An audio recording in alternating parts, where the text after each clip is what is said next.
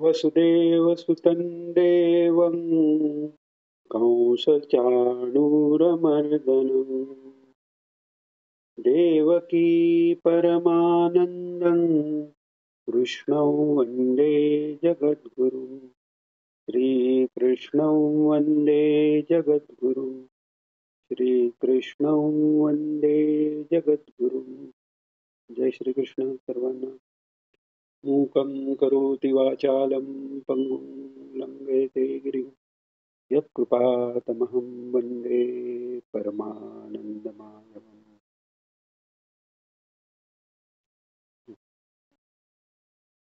काल आपण 39व्या श्लोकापर्यंत बघितलं आणि 40वा श्लोक घेतला होता, त्याचा अर्थ घ्यायचा बाकी होता.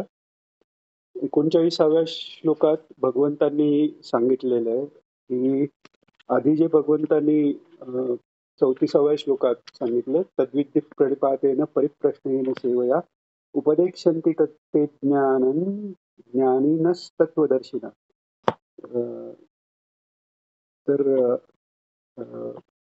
ज्ञान होण्याकरता जे उपाय जे सांगितले त्याच्यात प्रणिपात म्हणजे प्रपन्नत्व, परिप्रश्न, सेवा.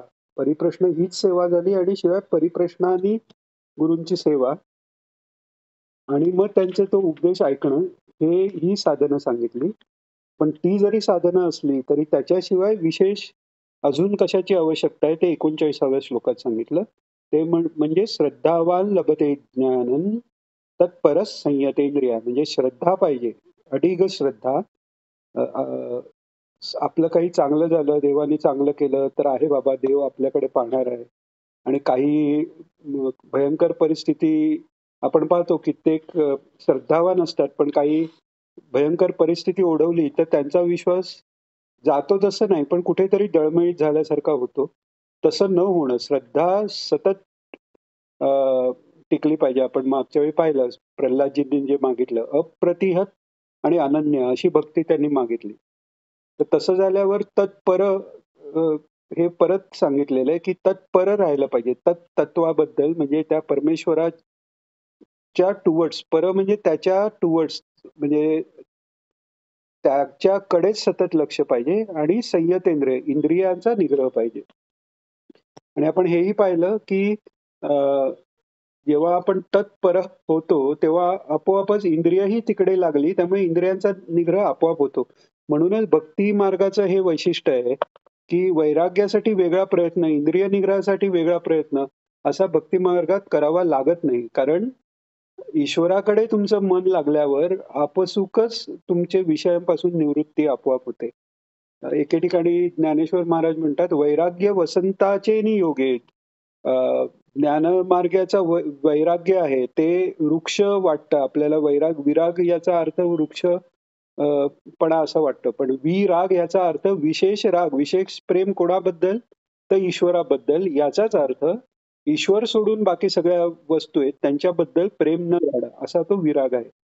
तर हे तिन्ही श्रद्धा असणं, तत्पर असणं आणि संयतेंद्रिय असणं हे एकमेकांवर अवलंबून आहे. तरी नीट कळण्यासाठी, पक्क डोक्यात बसण्यासाठी भगवंतांनी हे तिन्ही लक्षणं सांगितलेले आहेत की अशी ज्याच्यात लक्षणं आहेत त्याला ते ज्ञान मिळतं आणि ज्ञानं लब्ध्वा पराम शांतीम अचिरेणाधी गच्छति.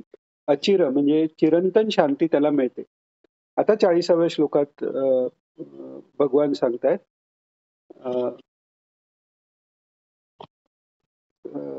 आज कोण श्लोक घेतय का?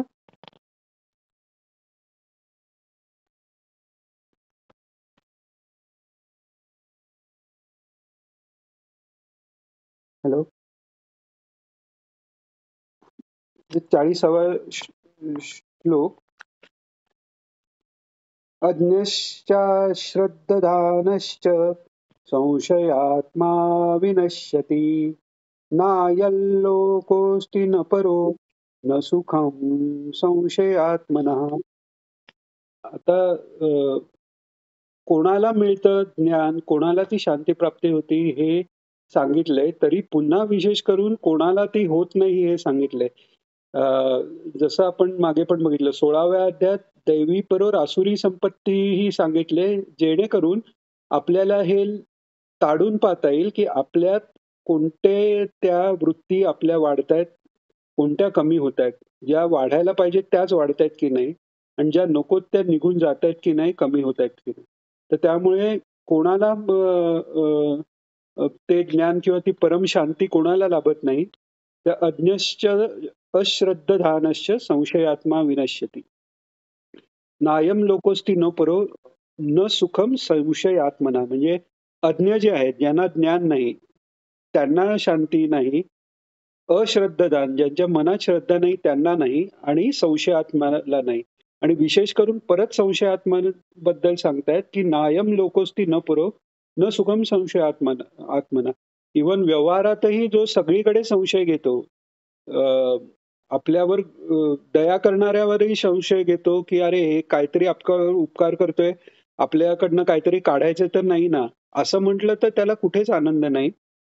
आणि संशय हा इतका वाईट गोष्ट आहे. म्हणजे अ, अ, एखाद्या ची सुरुवात म्हणून कळून घेण्यासाठी शंका येणे ही चांगली गोष्ट आहे. पण अ, एकदा आपण एखाद्या गोष्टीवर श्रद्धा आहे म्हणतो आणि पुन्हा त्याच्याबद्दल संशय येतो, तर हा संशय कितीही वरच्या पातळीला पोचलेला जर साधक असेल, आपल्यालाही माहिती आहे की मुक्तीचे 4 प्रकार आहेत. एकापेक्षा एक वरच्या लेव्हलची. सलोकता, अ, अ, समीपता, सरूपता आणि सायुज्य.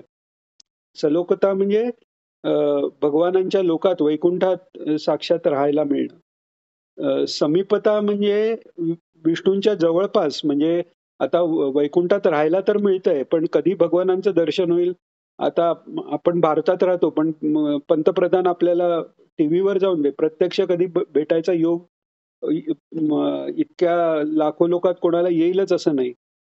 तर तसं सलोकता झाली. पण त्याच्यापेक्षाही वरची अवस्था आहे की समीपता, म्हणजे ईश्वराच्या जवळपास, म्हणजे ईश्वराचं दर्शनही होतंय. त्याच्याही पुढे सरूपता, म्हणजे ईश्वरासारखं रूप आहे आणि त्याच्या पुढे सायुज्य म्हणजे एकरूप ईश्वराशी झालंय. तर जय विजय ह्यांना समीपता मिळाली, सलोकता मिळाली, समीपता मिळाली, सरूपताही मिळालेली आहे. जय विजयांचं रूप भगवंतासारखंच आहे. विष्णुदूतांची रूप हे विष्णूंसारखीच असतात. त्यामुळे कधी कधी कोणाचा गोंधळ होऊ शकतो. तर त्यांना ओळखायचं कसं, तर कौस्तुभमणी फक्त भगवंतांच्याच छातीवर आढळतो. बाकी कुठे श्रीवत्सलांछन आणि कौस्तुभमणी हे फक्त भगवंतांची आभूषणं आहेत. तर सांगायची गोष्ट अशी की जय विजय इतक्या समीप असून, ईश्वराची सेवा असून, ज्ञानी जे सनक सनंदन सनातन सनत कुमार त्यांना ते अडवतात. ती गोष्ट आपल्याला माहिती असेल भागवतातली, की ही लहान मुलं कोण आली म्हणून हे अडवतात त्यांना. तर हे सनत कुमार चौघेही मग त्यांना शाप देतात की तुम्हाला ह्याला सोडायला पाहिजे, ह्याला नको. हा तरतमभाव मृत्यूलोकासारखा तुमच्या मनात आहे, त्यामुळे तुम्ही मृत्यूलोकात जन्म घ्याल. तर आणि मग भगवान स्वतः बाहेर येतात आणि भगवान त्यांची क्षमा मागतात की ब्राह्मण हे माझे दैवत आहे आणि यांचा अहंकार वाढलेला आहे. मागे यांनी लक्ष्मीलाही असं अडवलं होतं म्हणाले. आणि तुम्ही जो शाप दिला त्याला माझीही अनुमती आहे. फक्त त्यांच्यावर दया करा. मग ते काय उशाप देतात की 3 जन्म जर म्हणजे तुम्ही भूलोकावर काढून मग इकडे याल. आता त्या वैकुंठ लोकातून जेव्हा त्यांना खाली जायची वेळ आली, तेव्हा त्यांच्या मनात काय आलं, आपण विष्णूंची इतकी सेवा केली आणि त्यांनी आम्हाला शाप देणाऱ्यांचीच बाजू घेतली. हा एवढूसा संशय आहे. म्हणजे ईश्वरही चुकू शकतो किंवा भगवान विष्णूंनी हे बरोबर केलं नाही. हा थोडा जो किंतु आला, त्यांनी त्यांना 3 जन्म ईश्वराचा द्वेष करावा लागला. राक्षसाचे जन्म आले, 2 जन्म राक्षसाचे आले, तिसरा क्षत्रिय कुलात आला तरी शिशुपाल दंतवक्र हा राक्षसी वृत्ती सकटच आलेला आहे. तर म्हणून संशय हा असा दोष आहे की कितीही वरच्या लेवलला गेल्यानंतरही तो खाली खेचू शकतो. म्हणून पुन्हा दुसऱ्या चरणात भगवान सांगतायत की संशयात्मा जो आहे तो विनश्यती, हे तर झालंच पहिल्या अर्ध्यात सांगितलं. पण त्याला इहलोकातलं पण सुख मिळणार नाही. परलोकातलं तर जाऊन द्या आणि मुक्ती तर फारच पुढे गोष्ट राहील. तर हे झालं 39वा 40वा श्लोक. हा, 40वा झाला. हा, घ्या ताई, म्हणजे मला थोडं मध्ये बरं पडतं.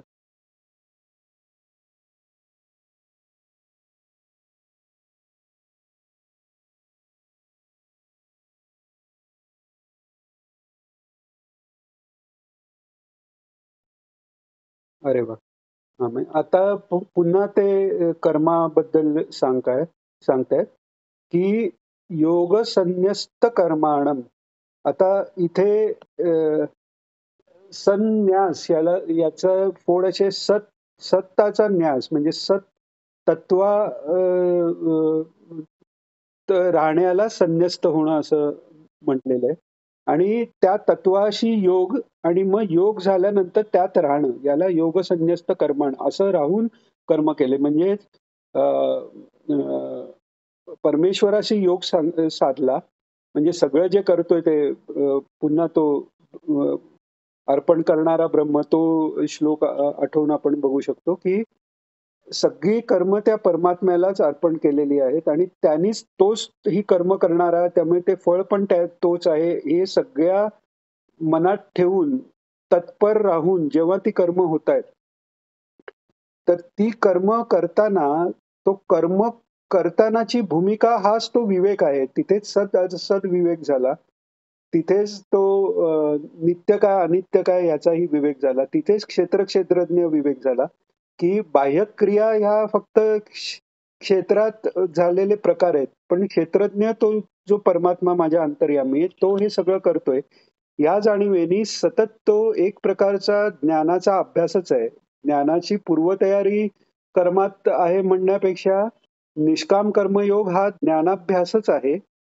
हे या श्लोकात जाणवून दिलंय. म्हणूनच ज्ञानसंच्छिन्न संशयम म्हटलेलं आहे. त्यांनी या विवेकाचा अभ्यास होऊन सगळं संशयाचा नाश होतो आणि संशय संपला की तिथे श्रद्धा तुमची दृढ झाली. मग श्रद्धावान लभते ज्ञानम. तत्परततो आहेच आणि संयतेंद्रिय आपोआप तो आहेच आणि त्याला ते ज्ञान होतं. त्यामुळे कर्माचा बंध त्यांना लागत नाही. 42वा.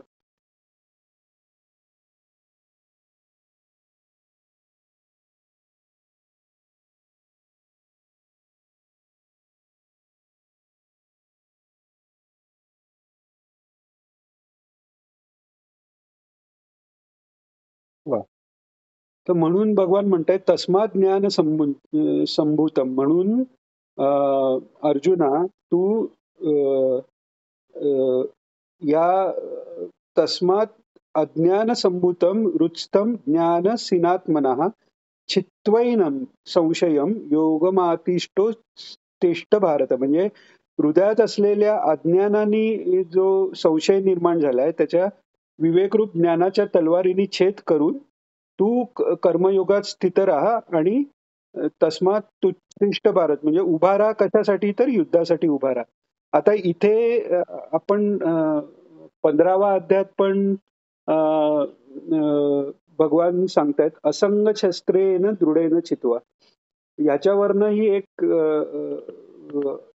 रामकृष्ण परमहंसांच्या चरित्रातली गोष्ट आठवते. ती म्हणजे अ, रामकृष्ण हे काली भक्त, काली माता ते माता आहे माता म्हणून त्यांची काली मातेबरोबर त्यांची संवाद चालायचे. ती साक्षात आई म्हणून त्यांना सांभाळ करायची. अ, त्यांना ज्या मार्गाची उपासना करायची इच्छा व्हायची, त्यांचा अवतारच अशासाठी होता, की ईश्वर उपासनेचे सगळे मार्ग, हिंदू धर्मातले असो की बाहेरच्यांचे असो, ते सगळे मार्ग शेवटी एकाच ईश्वरात तत्वापर्यंत पोहोचतात. हे स्वतःच्या उदाहरणाने त्यांनी जगाला दाखवून दिलेलं आहे. तर त्यांना वेगवेगळ्या प्रकारे त्या आत्मतत्वाची किंवा परमेश्वराची उपासना करून ते प्राप्त करण्याची इच्छा म्हणजे इव्हन ख्रिस्ती धर्माचं अनुसरण, मुसलमान धर्माचं अनुसरण या सगळ्या पद्धतीने त्यांनी ईश्वरापर्यंत पोहोचलेले आहेत. तर जेव्हा त्यांना इच्छा होते की ज्ञानमार्गाने पण आपण पाहू, तेव्हा अ, कालीमाता असं अरेंज करून देते की तोतापुरी म्हणून एक संन्यासी, न्यांगटा म्हणतात त्यांना, म्हणजे जे वस्त्रही न इतकं वैराग्य आहे की वस्त्रही ते त्यांचा तो पंथ आहे, ते वस्त्रही घालत नाहीत असे ते असतात आणि पूर्ण ज्ञानी, शुष्क ज्ञान आहे त्यांच्याकडे. पण ते रामकृष्णांना पाहतात आणि पाहिल्यावर त्यांच्या लक्षात येतं की हा अधिकारी महात्मा दिसतोय. ह्यांना जर ज्ञानाचा उपदेश झाला तर ज्ञानमार्ग टिकेल आणि आपला पंथ चांगला पुढे जाईल. म्हणून ते त्यांना ज्ञानाचा उपदेश करायला म्हणून ते म्हणतात की तुला ज्ञानमार्गाचा अवलंब करायचा आहे का? तर रामकृष्ण म्हणतात की मी माझ्या आईला विचारतो. तर ह्यांना आधी वाटतं आई म्हणजे खरोखर आईला विचारतात की काय? आणि नंतर त्यांना कळतं आई म्हणजे हा जगन्मातेला म्हणजे कालीमाता म्हणतोय, तेव्हा त्या हसतात म्हणे, की काय आहे, एकीकडे हा ज्ञानाची लक्षणं आहेत आणि एकीकडे हा कसला भ्रमात आहे. कारण त्यांच्या दृष्टीने शक्ती ही मायेचा भाग, जे आपण म्हटलं ना, ज्ञानी शुष्क ज्ञानांना असा गैरसमज होऊ शकतो, की शक्ती किंवा देवी हे फक्त मायेचं किंवा इव्हन अवतार, देह हे पण मायेचे आहेत. पण तसं नाहीये. तर ते हसतात आणि म्हणतात असं काही नाही वगैरे. पण तरी त्यांना तो ते मार्ग सांगतात आणि समाधी लावून बसायला सांगतात. समाधी लावून बसल्या-बसल्या आज्ञाचक्राच्या इथे भ्रूमध्यात त्यांना अ, जगन्माता प्रकट होते. असं एकदा दोनदा झाल्यावर ते तोतापुरी चिडतात आणि बाजूला एक काचेचा तुकडा पडलेला असतात. तो घेऊन ते इथे दाबतात. रक्त येतं त्यांना आणि म्हणतात, की "नीट ध्यान कर इकडे." तर तेव्हा रामकृष्ण मनानेच विवेकाची तलवार घेऊन त्या आई म्हणजे जगदंबेचं जे चित्र समोर येतं त्याचे 2 भाग करतात आणि निर्विकल्प समाधीत जातात आणि काष्ठासारखी त्यांची अवस्था होते. ते पाहून ते तोतापुरी आश्चर्यचकित होतात, की एवढा वेळ हे कसे समाधीत राहू शकतात. अर्थात त्या कथेत पुढे असं आहे, की त्या तोतापुरींनाही मग एक अनुभव असा येतो, की त्यांचं पोट दुखायला लागतं. मग ते इतकं दुखतं, की ते विचार करतात, की हे नाहीतरी देहाचा विकार आहे आणि आपल्याला तर ज्ञान झालंय म्हणून आपण हा देहाचा त्याग करू, म्हणून ते गंगेत देहत्याग करायला जातात. तर कुठेही ढोपरभर इतकंही पाणी लागत नाही आणि मग त्यांना लक्षात येतं, जगन्मातेचं महत्त्व कळतं वगैरे, वगैरे. पण सांगायची गोष्ट अशी, की अ, कुंडलिनी जागृत होणे हे एक फार भाग्याने मिळणारी गोष्ट आहे. तर ती झाल्यानंतरही प्रत्येक चक्राचं भेदन होताना एक क्रिटिकल आपण म्हणजे एक पटकन असा एक बदल होत असतो. कारण ते भेदन होऊन आपण एक वरच्या स्टेजला जातो. त्यातल्या त्यात आज्ञाचक्राचा भेद हा साक्षात्कार आहे. त्यामुळे आज्ञाचक्राचा भेद होणं हे फार कठीण असतं. तिकडे गुरूंची कृपा लागते. आज्ञाचक्राचा भेद झाल्यावरही अज्ञान नष्ट झालंय, पण ज्ञान अजून व्हायचंय अशी अवस्था येते. तिथे गुरूंनाच आपल्याला पुढे न्यावं लागतं वगैरे. पण आज्ञाचक्राच्या भेदाच्या वेळी अ, आपलं सगळाच अनुभव आत्तापर्यंतचा आहे, त्याच्या एकदम विपरीत अशा आपण अव्यक्तात जेव्हा जातो, तर ती स्टेप खूप कठीण आहे. त्यामुळे आणि त्यावेळी एक दृढनिश्चय लागतो. त्यामुळे तो एक घाव दोन तुकडे अशा ह्याच्यात तो एका क्षणात आपण ते म्हणजे असं नाही की हळू-हळू आज्ञाचक्राचा भेद गेला हळू-हळू. ते एका क्षणात तुम्ही अ, साक्षात्काराच्या ह्या बाजूला होतात आणि त्या बाजूला गेलात. ती फार मोठी एक स्टेप आहे. त्यामुळे या वेगवेगळ्या ठिकाणी हे एक रूपक दिलेलं आहे, की "असंग शस्त्रेण दृढेन चित्वा." तसं इथे विवेकाच्या शस्त्रांनी त्याचा हे कर, म्हणजे इतकं स्ट्राँग होऊन सगळे दृश्याचे विचार बाजूला काढून तो निर्णय घ्यावा लागतो. म्हणून या तिन्ही ठिकाणी जेव्हा हा उल्लेख पाहिला, तिथे शस्त्रांनी तोडण्याइतकं ते म्हणजे निर्मम राहून करण्याचं कृत्य हे आपल्याला दिसून येतं त्या अवस्थेत. तर तसं तू कर आणि सगळा संशय सोडून युद्धाला उभा राहा. म्हणजे नुसतं आता युद्ध कर असं नाही. तुझ्या मनातला सगळा संशय राहून निघून जाऊन दे. म्हणजे तुझी श्रद्धा दृढ होईल. अ, जे तू युद्ध करशील तोही एक ज्ञानयज्ञाचा, योगाचा भाग होईल. कारण कोणताही योग जो आहे तो ईश्वराशी योग होणं हेच ज्ञान होणं आहे. आणि ईश्वर हेच ज्ञानरूप आहे. कारण ज्ञान हे काही शब्द किंवा अक्षरात नसून तो एक अनुभव आहे, हे आपण पाहिलं. तर तसं तू अर्जुना हो, हे सांगून भगवान त्यांना पुन्हा ही जाणून करून घेतायत, की हा फक्त सांगण्या ऐकण्याचा विषय नाही. तो प्रत्यक्ष करून पाहण्यासाठी सर्वात जेव्हा कठीण परिस्थिती तुझ्या समोर आहे, तेव्हा त्या परिस्थितीत जेव्हा तू करू शकशील, तेव्हा इतर वेळीही तुला तो सहज जाईल. या दृष्टीने आता तू अ, उभा राहा युद्धाला, असं भगवान म्हणतात. ओम तत्सदिति श्रीमद्भगवद्गीतासु उपनिषत्सु ब्रह्मविद्यायां योगशास्त्रे श्रीकृष्णार्जुनसंवादे ज्ञानकर्मसन्न्यासयोगो नाम चतुर्थोऽध्यायः. चौथा अध्याय इथे संपलाय. पाचव्या अध्यायाला सुरुवात करण्यापूर्वी चौथ्या अध्यायाबद्दल काही कोणाला सांगायचंय किंवा विचारायचं असं आहे का?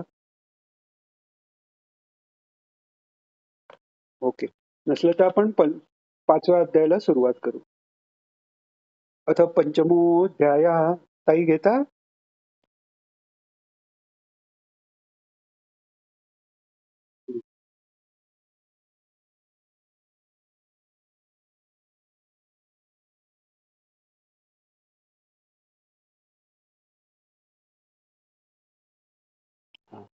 आता एवढं सांगून भगवंताची अपेक्षा आहे की आता अर्जुनानी हे उभं राहावं.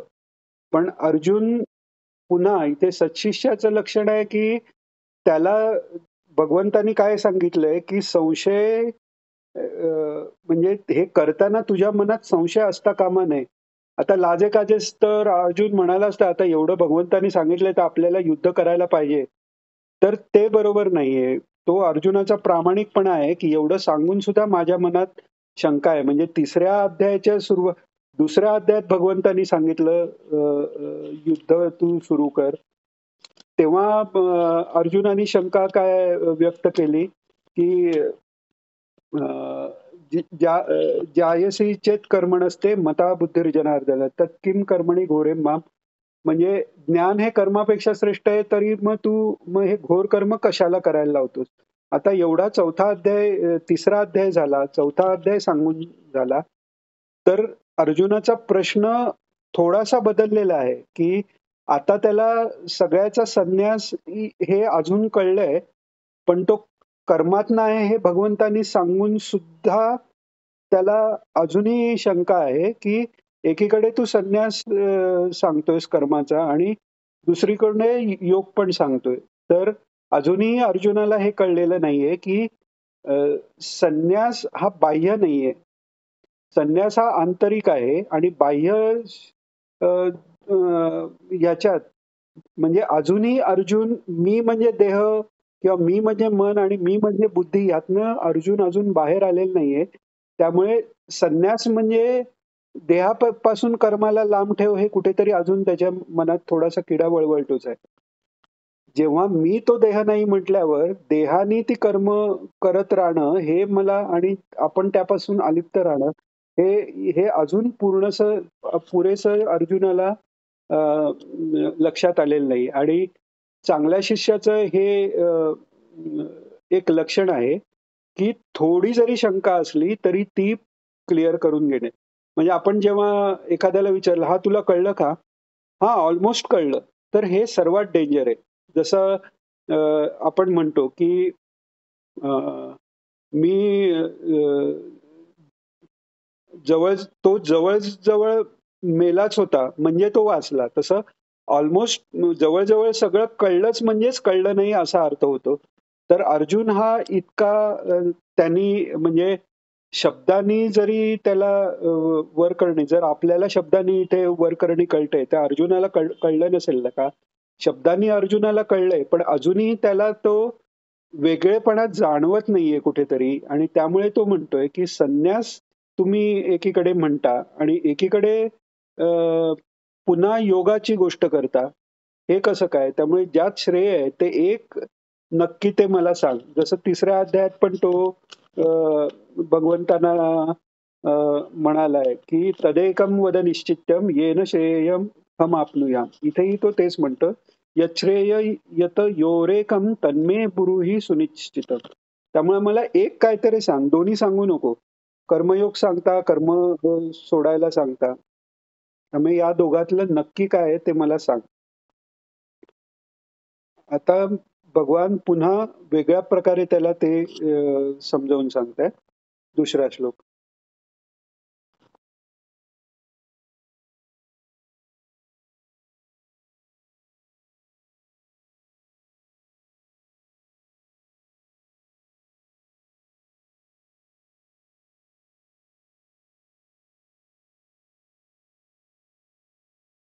हो. आता भगवान सांगतायत, की कर्मसन्यास आणि कर्मयोग हे दोन्हीही परम कल्याण करणारेच आहेत. कारण कर्मयोग हा पण एका खऱ्या अर्थाने कर्मसन्यासच आहे. कारण त्याच्यात आपण अलिप्त व्हायचं नाहीये, हे त्यातलं पथ्य आहे. आणि जे काही कर्म करायचं ते वेदानुकूल करायचं आहे. म्हणजे कुठे जरी कर्माबद्दल आसक्ती जरी असली, तरी धर्माच्या माध्यमातनं जेव्हा ती कर्म करून दिली जातात, तेव्हा त्याची फळं मिळतात. त्यांनी त्याची अ, लाभो लोभ लोभो लाभेन वर्धते हे होत नाही. म्हणजे जास्त लाभ झाला की अजून लोभ होतो ही वृत्ती असते माणसाची. तर ती होत नाही. आणि अ, जेव्हा तुम्ही तत्पर होता किंवा पूर्ण मनच ईश्वरात लागलं, तर तुम्हाला काही सोडायला लागत नाही. तो आपोआप करणं म्हणजे अंतर्सन्यासाबरोबर बाह्य संन्यासही आपोआपच होऊन जातो त्या योगाचा.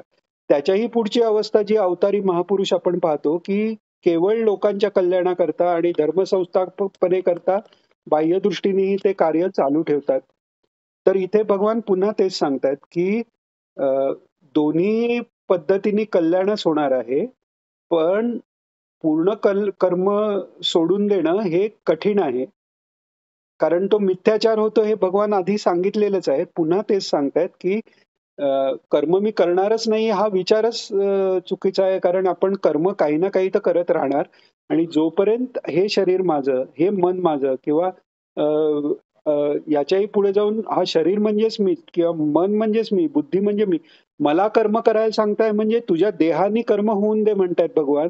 तरी जोपर्यंत अर्जुनाला मला कर्म करायला सांगतायत असं वाटतंय, तोपर्यंत त्याचा संशय कायम राहिलेला आहे. म्हणून बऱ्याच वेळा लोकं विचारतात, दुसऱ्या अध्यायात सांगितलं, तिसऱ्या अध्यायात तेच सांगितलं, चौथ्या अध्यायात परत तेच सांगितलं, तरी 5व्या अध्यायात अर्जुन हा असा प्रश्न कसा विचारतो?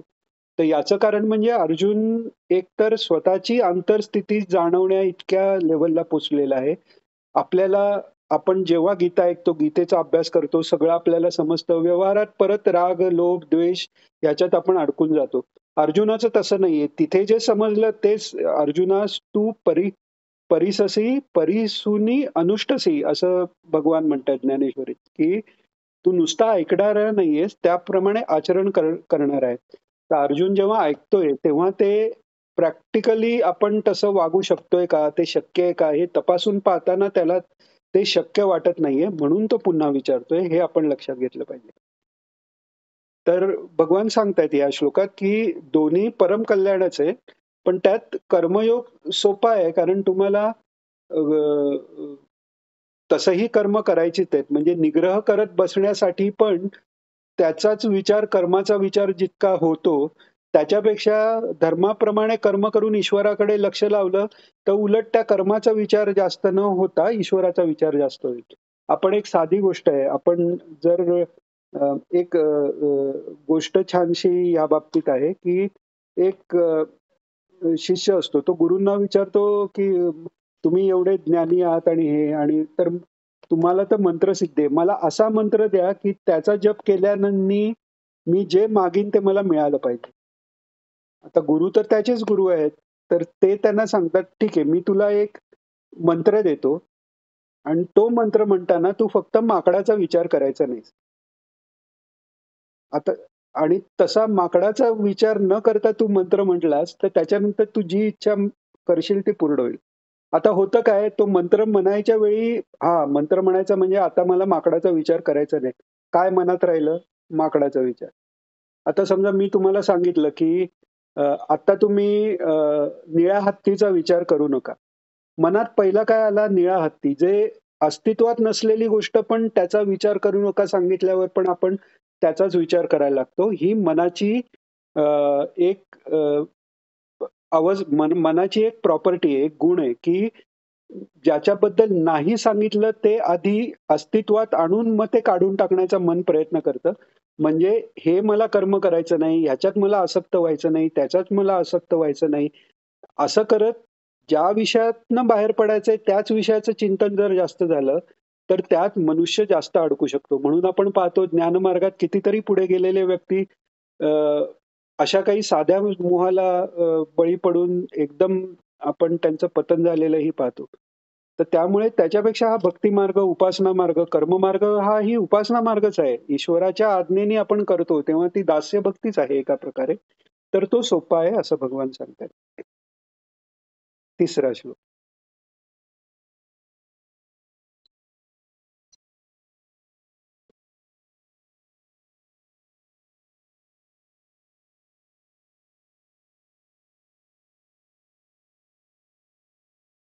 हां. आता भगवंत इथे अ, अ, ज्ञानाची लक्षणं किंवा ज्ञानाची साठी मुख्य काय आवश्यक आहे, हे सांगतायत. जसं आपण मागे बघितलं, की नामदेव महाराजांनी म्हटलेलं आहे, "न मिळो खावया न वाढो संतान, परिनारायण कृपा करो." म्हणजे ते काय असं मागत नाहीत, की माझे संतान नष्ट व्हावीत किंवा मला खायला मिळू नये. हा हे त्या लक्षात घेण्यासाठी ते सांगितलं नाही.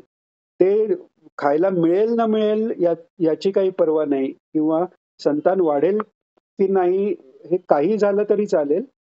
मुख्य काय झालं पाहिजे, की परिनारायण कृपा करो. म्हणजे तसं ह्याच्यात भगवंत जाणून देतायत, की कर्म केलं, न केलं ह्याच्याही पेक्षा आंतरिक स्थिती काय आहे ह्याला महत्व आहे.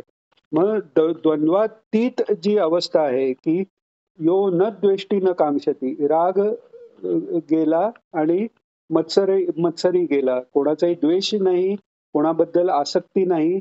ही अवस्था प्राप्त करण्यासाठी अभ्यास आहे. मग तो अभ्यास करताना पुढे अव्यक्ताचा अभ्यास करणं कारण जर ज्ञानयोगाने जायचंय आणि सगळ्याचा मोह सोडायचा आहे, तर रूपासक्ती पण गेली पाहिजे म्हणून अव्यक्ताचं कोणी चिंतन करायचा प्रयत्न करतात. तर ते क्लेशोदिकच स्तर आहे हे भगवान सांगणारच आहेत 12व्या अध्यायात. तसं इथे अ, पूर्ण मनाची तयारी व्हायच्या आधी मी सगळं सोडून देतो, तर हा प्रगतीचा नाही विनाशाचा मार्ग सुरू होतो. म्हणून साधन चतुष्टय संपत्ती प्राप्त झाल्याशिवाय ज्ञानाचे ग्रंथ वाचू नयेत असं सांगण्यात आलेलं आहे. म्हणून वेदाचा अधिकार सगळ्यांनाच नाहीये. ती अ, वेदांत खराच कोणाला समजेल साधन चतुष्टय ज्यांना मिळतात त्यांना. पण हा जो कर्ममार्ग आहे तिथे कसं आहे, की तुम्ही ते कर्म करता करताच म्हणजे गोरा कुंभारांचं ते आहे, की देह प्रपंचाचा दास सुखे करो काम. तुझे रूप चित्ती राहो मुखी तुझे नाम. म्हणजे ते एकदा चित्त तुम्ही ईश्वराला दिलत, तर प्रारब्धानुसार, प्रकृतीनुसार देह काही करेल. कारण तेच कळणं महत्वाचं आहे, की हा देह पण प्रकृतीच्या अधीन आहे. त्याला मी कंट्रोल करत बसायची ही गरज नाहीये. कारण त्याला कंट्रोल केलं काय, न केलं काय, हा सगळाच भाग प्रकृतीचा आहे. मुख्य जे आहे, ते माझं चित्त परमेश्वराच्या पायाशी जातंय की नाही.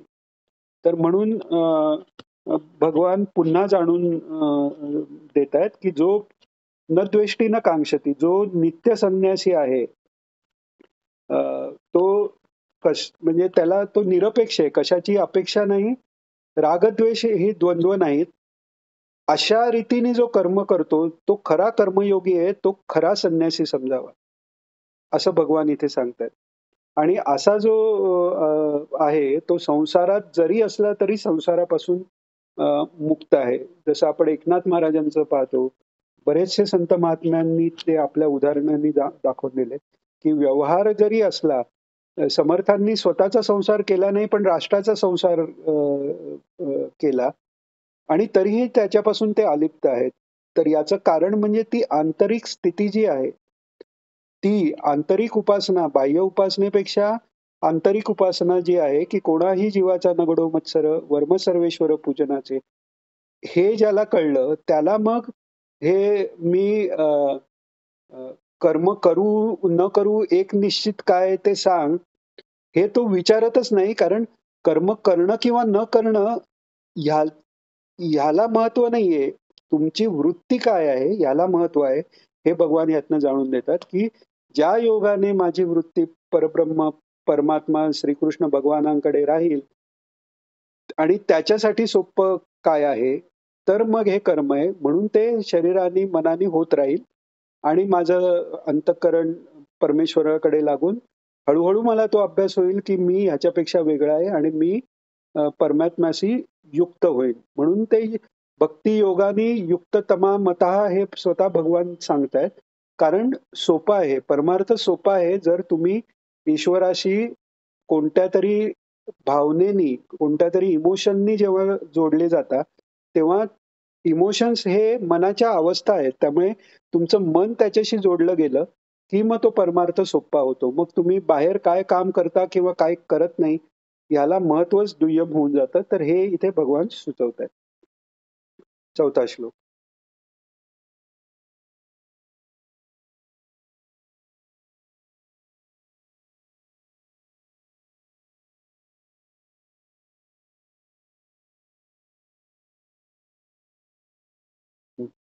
आता मागे पण जे भगवानाने सांगितलंय, सांख्यंच योग सांख्य आणि योग या दोघांनाही जो एक पाहतो तोच खरा ज्ञानी आहे म्हणून भगवान त्यांनी सांगितले. तर इथे पण तेच सांगतात, की सांख्य मार्गाने म्हणजे अ, ज्ञानमार्गाने एक वेगळ्या फळाची प्राप्ती आणि योग अर्थात योगात अष्टांग योगही आला, कर्मयोग अष्टांग योगही हा कर्मयोगच आहे. काहीतरी क्रिया त्यात आहेत.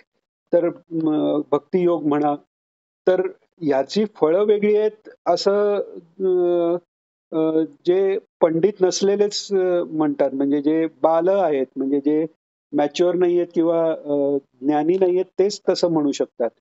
ते पंडित नाहीयेत.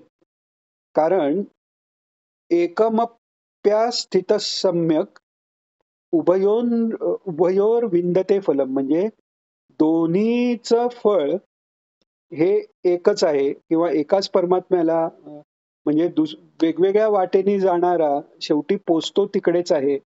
हे भगवान इथे सांगतायत.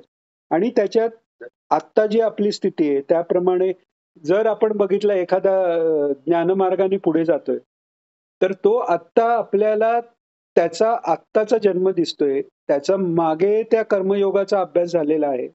आणि आता मग तो परमहंस स्थितीला जर प्राप्त झाला, तर त्याच्याकडनं कर्म झाले काय नाही झाले काय काही फरक पडत नाही.